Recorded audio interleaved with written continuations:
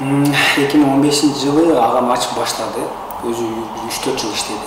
Мен 2018-2019 эле келдим да, ошондо 4-5 жыл болду атпайбы, ошондо 2018-2019 аралашып баштадым. Мен өзүм башка билим эрудит деген жаш балдарды ошо ментальный арифметика, математика, ошо тил куштарын үйрөткөн учебницада иштетет элем.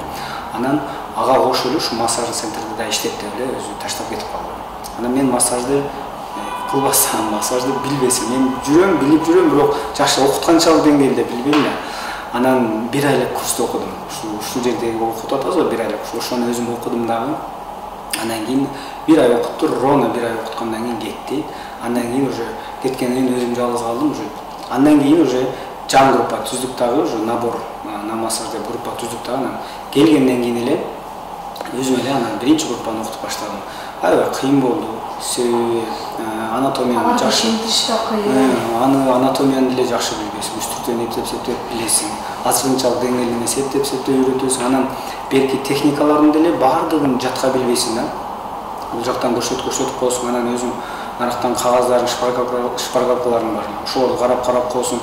Эч мындай окуп жаткан адам менен бул опыту жок экен деп чек алган эмес.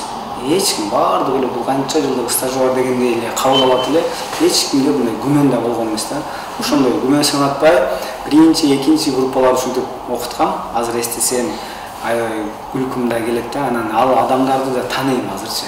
Мен биринчи группадагы биринчи окуучуларым депчи, азыр эң кызыктуусу ошол группадагы адамдар менен аябай мындай тыгыз байланыштамын. Азыр алар окутуп кеткенден кийин группаларыбыз бар да, WhatsApp группаны. Жазыштырабыз, ким каерде, азыркы малга чейин жазыштырабыз. Анан эң жакшы иштеп кеткендери азыр ошто бир жакшы жерлерде иштеп аткандар бар.